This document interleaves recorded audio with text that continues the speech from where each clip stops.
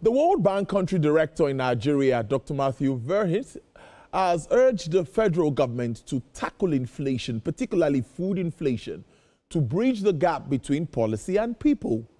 Dr. Verhit made the call at the World Bank's latest Nigeria Development Update. The report, titled From Policy to People, Bringing the Reforms Gains Home, was released in Abuja. He said the NDU report showed that Nigeria had made significant strides in stabilizing its economy.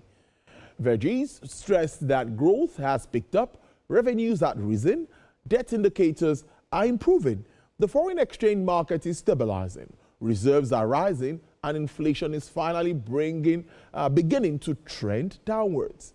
But he, however, said despite the stabilization gains, many Nigerians are still struggling with eroded purchasing power, while poverty remains a pressing issue. The World Bank director pointed out that the report estimated that 139 million Nigerians presently live in poverty. Well, that's the big one here. And my guest is Mr. Opeyemi Agbaje. He is the Chief Executive Officer, RTC Advisory Services, and also, should I say, Acting Chairman, PenCom. Thank you so much. It's good to have you start the week with us on Business Nigeria. Good afternoon to you, sir. My pleasure. Thank you so much for being here. It was a busy week last week. NESG, ICANN conference, the whole of Abuja was full, and World Bank came with this report on Nigeria, stating that Nigeria economy is stabilizing, but 139 people, the poverty line, 139 million.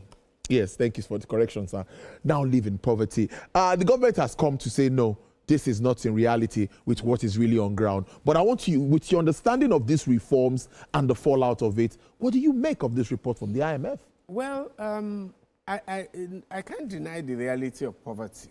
Large-scale poverty. We didn't just start the journey to large-scale poverty. It's been there. It's been growing. One of my critics, I recall writing a newspaper column in my Business Day column over a decade ago, taking reforms to the social sector. And that was under President Obasanjo, arguing that, yeah, we have now reformed the macroeconomics, but we still have to do reforms around education, skills, employability, poverty, and all of those things. And so it's a long-term problem, but admittedly escalated somewhat by the difficult economic choices we had to make in 2023. I would say that I didn't like that figure. Sounds a bit unrealistic to me. 139 million. If 139 million Nigerians are living under poverty, we won't be able to walk on the streets. That's my sense. We will be near the Hobbesian state of nature. We will be near chaos and social dysfunction. We are considerably advanced in that direction, but I think we should calm down. Like I said, on another forum a week ago, when you're reforming an economy, and even when you're even trying to tackle things like poverty and all of that, you're going to have, the data will lag. What I know, like I think I told you too my last time, yes, when your economy is growing, I mean, what do nations say about the best way? What does international economics teach us about the way to take people out of poverty? How did China take people out of poverty? It's not by necessarily, it is by continuously growing their economy. And as they were doing all of those reforms per sector and growing their economy, people were being taken out of. So the surest way to take people out of poverty is to make sure that your economy is growing and that sectors are expanding, jobs are being created. So I can feel that when I see data that says 4.23% growth, when I see all of the positive economic data, I know that a year down the line, the data will lag, but a year down the line, I will see that some jobs were created. If an economy is going, jobs are being created. If exports are rising, some people are producing the exports. If trade surpluses are increasing, some people are producing the exports that are resulting in those surpluses. If all of this data means something good is going on, the data may not yet show it, but over time, you will begin, if you sustain that trajectory of continuous GDP growth, continued growth in your reserves, in your surpluses, in your, if you continue to do all of that, the data will eventually show that you are redressing poverty somewhat. Nevertheless, I mean, what are practical things we can do? As I thought, because when we discussed this session, as I thought about each of the sectors, I realized that we're actually preaching to the converted. You will see seeds of everything we can in the actions government is already taking or has already taken. However, we need to expand those seeds. We need to grow them, germinate them, and let them sprout and result in bigger. So even in the World Bank report, they said the number one thing they mentioned was food inflation. Yes, food inflation. How do we deal with food inflation? How many times have we said that on this program? That the key thing, if I want to think about the problems of a poor man, of poverty, the first thing, in fact, the Yorubas, as I was thinking about this, I realized the Yorubas understood multidimensional poverty. Because there's this phrase we had when we were kids. Once food is taken out of the multi-dimensions of poverty, then the poverty is manageable. So we must deal with the issue of food. Okay. We've always acknowledged that it is complicated by the problem of insecurity, which is affecting food production and distribution and the food value chain, and increasing the cost of food. So the most significant thing we can do at this point in time is to take actions that reduce the insecurity and its impact on the food value chain. Beyond that, there are things we can do with taking the value chain. Now, focus on agricultural policy, like we attempted to do some time back, looking at the value chains of different commodities that are critical to the masses of the people: cassava, tomato, pepper, everything, beans, rice, and just taking each of those value chains and asking what intervention can we make in each of these, with credit to the farmers, with agricultural, agronomic support, with seeds, with extension services, all of these things that can then expand the production of food so that the prices can go down, with storage, with preservation, with processing, along the entire value chain, with information for farmers and all of that. Food is critical, and we have to deal with that. I think if we achieve savings from both the security-related inflation around food and the agronomy-related inflation around food, all the agricultural factors, we could get, I think that we will have a significant increase in the yield, in the sectoral growth from agriculture, and a significant reduction in the price of agricultural commodities. I mean, the growth rate in the sector is down to unacceptable levels, 2%, 1 point something percent. That's not the growth we should be getting from agriculture. We used to, when I started looking at agricultural growth rates, it used to be consistently over 5%. Now we are. So if we do that, we can reduce the cost. What else do the poor suffer from? Transportation, housing. Those will be the next two. Again, have we been talking about transportation, CNG cars, all of that? Yeah. But again, what else can we do with public transportation, with the quality of rural-urban roads, with anything that has an impact on the cost and the quality of transportation, both of goods and services. That's for transportation. And then in the urban area, I mean, that one I was focused on production, on especially agriculture. But in the urban area, public urban mass transit. Again, you can't say that we have not discussed this. Look at what Lagos has done with the rail and all of those things. We look at the lag ride and all of those. So it's not as, I think for most of these things, we are talking about scale, efficiency, refocusing, refining, and expanding the things we can do. Health, public health, primary health centers. There's a big initiative we're aware of in relation to that. Again, how can we scale? How can we improve efficiency? If our people are healthy, for most of the poor, you find that what wipes out a poor man, or even a middle-class man and turns him into poverty, is a health challenge. And therefore, we have to focus on preventive health care. We have to focus on these primary health centers, make sure people are getting their vaccinations, make sure they're doing checks, make sure they're being screened for all these diseases that can become catastrophic. Yes. Make sure they're being screened so that things are detected early. Make sure malaria does not, tuberculosis do not kill children and young people. Those are preventive health concerns that don't necessarily have to cost the government so much money. You must focus, if we want to deal with poverty, we focus on the youths.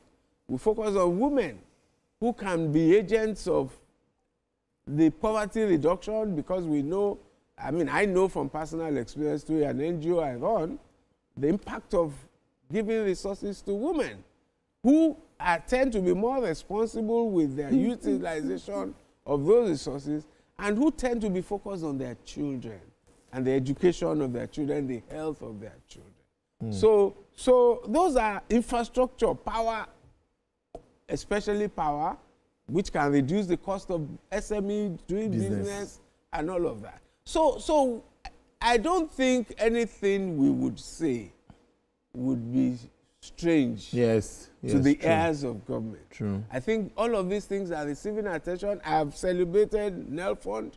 That's taking one piece of the cake and say we'll focus on tertiary education, enabling Nigerians to attend universities and polytechnics and tertiaries without pain. And what I said to somebody who was contesting with me whether that had value was, you know, if that resource requirement is removed from the parent, perhaps you have created resources in the hands of that parent with which she can do an SME business and prosper and at least increase his or her contribution to the economy. So we the other thing we don't say sufficiently, because the more I thought about this thing, many of the things that are needed to be done, will be done at the state government level. Extension services for farmers, agronomy support for farmers, primary health care institutions. These are many of these things that local government and state government initiatives. But the conversation is always about the federal government. But unfortunately, we have not managed to build a conversation of public accountability around our state governments and around our local governments. And we continue to suffer for it. So what I think we need to deal with the issue of poverty is concerted and consistent action over the medium to long term. My bad news, poverty alleviation, there's no short-term fix, and there's no magic wand. We have to work on it. The scale of poverty, if it is true that we have up to even 100 million people in poverty, that's a major challenge. It's a major one. Exactly. So it will take concerted and consistent action at federal government level, state government level, local government level, even private sector, multilateral agencies, NGOs, and civil society. We have to have a kind of Marshall Plan for poverty eradication that involves multi-stakeholders, local and international, and that's cross-sectoral approaches.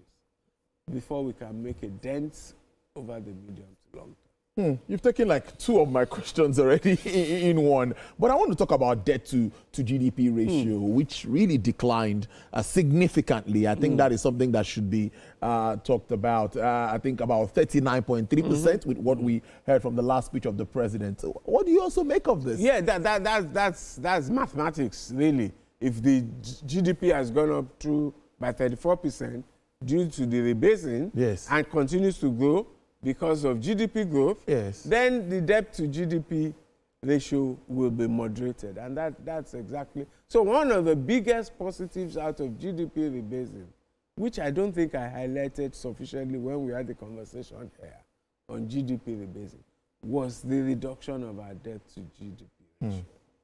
So and we have to keep that up also because, again, it expands fiscal space for the government.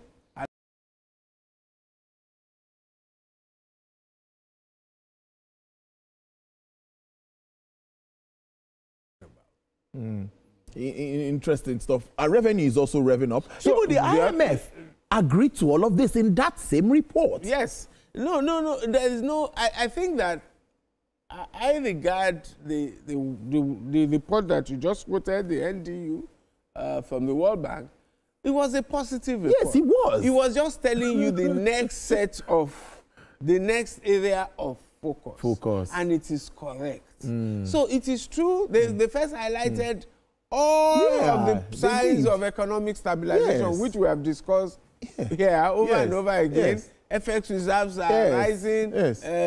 Current exchange rate has stabilized. GDP growth is going up. Your exports are rising. Your trade surplus, you have recording consistent trade surpluses. Sectoral growth is increasing. So it was a very positive assessment of the reforms that the government has undertaken. It then moved to, so what next? And I totally agree with them that the next area of focus has to be addressing, because we all know that the one consequence of inflation is that people's purchasing power is decreased. One consequence of devaluation of the currency, things get more expensive and the poor suffer a purchasing power decline. We know all the one consequence of subsidy removal was the price of petrol goes up, and therefore transportation becomes. So they're not wrong. I think the figures they quoted can be debated, and I certainly will join in the debate, but we're agreed on the fact that they impair it, and I don't think government itself is arguing with them, except about the number of people. But in terms of that priority on redressing poverty, focusing on employment, focusing on agriculture, food, and all of that, I think we're agreed on that. So, like I said, you hit my other question, because I was asking about particular things to be done to address the challenges of the vulnerable ones, and you've clearly identified all of that. And like we said, government's already embarking on some of them. And I can add some more. So, focus on jobs, on skills. How do we increase? So the best things to help people. I mean, I challenge. We had this debate in my MBA class in the last 2 weeks, and the guys were saying, yeah, but these reforms have caused pain. And then I asked them, why are you doing a relatively expensive MBA at Lagos Business School? Why are you doing it? Is it easy? Is it that you won't do well getting into employment right away? Why are you paying millions of naira? It's because you are investing in your future. You're paying a price for what you think may be a better future. That is the point we need to make about the reforms. If we didn't do them, we will sustain an untenable equilibrium, which is not an equilibrium because it's untenable. And we will be pushing the evil day further forward. It's better we confront the issue, deal with it, but then we agree we must deal with the consequence, the negative consequences of those reforms. So focus on skills for your people. Focus on preventive health care.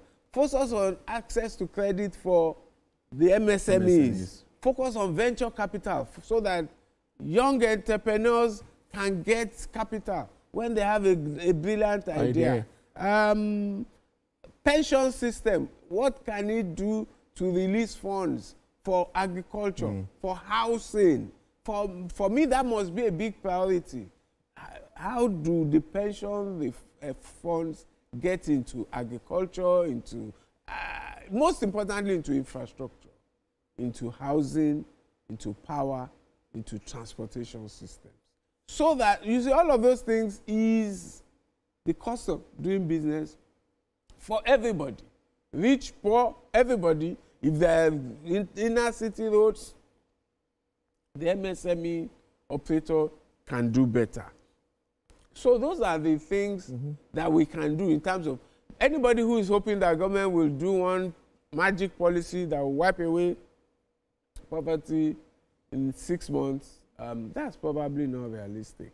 But let's see evidence that we are consistently pushing sector by sector, issue by issue, and addressing the issue of poverty.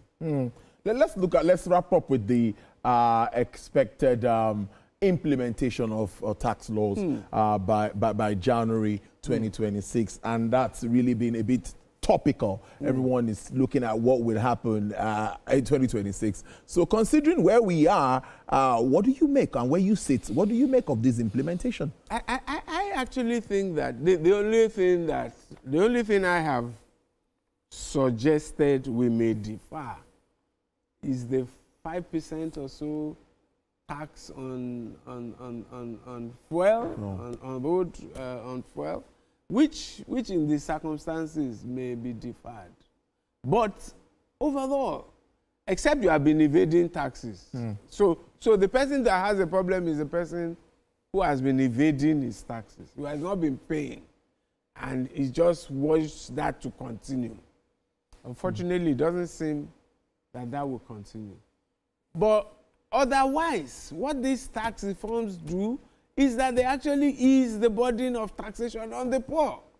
They lift up all the thresholds for both company income tax and personal income tax. So those who are marginal, who are marginalized, vulnerable, they're actually exempted in most cases. It removes VAT on many commodities that are necessities, including, I think, food and so on, and maybe even educational materials and so on. So actually the tax system as designed has actually eased the burden on the poor. But those who are, I believe that many of those who are shouting is because they were not paying tax. And they suspect that the enforcement of this new system is going to be more thorough, and it's going to be more, in fact, that's the objective. Exempt those who are marginal, and then focus on covering a larger number of people. So if you haven't been paying, I have no succor to offer.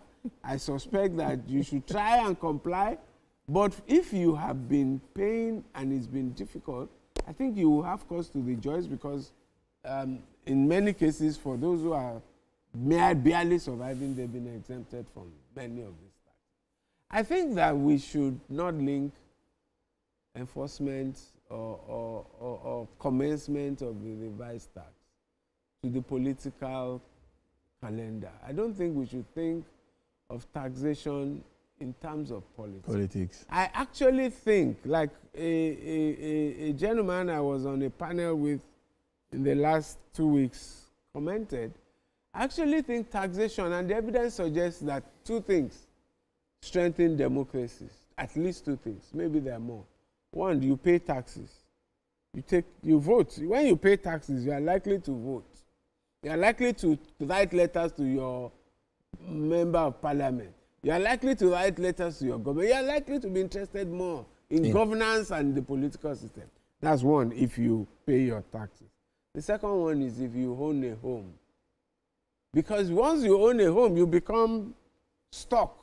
You become invested in that environment. You are likely to engage with your councillor about the drains, about the insecurity in the area, about the touts who are disturbing the area.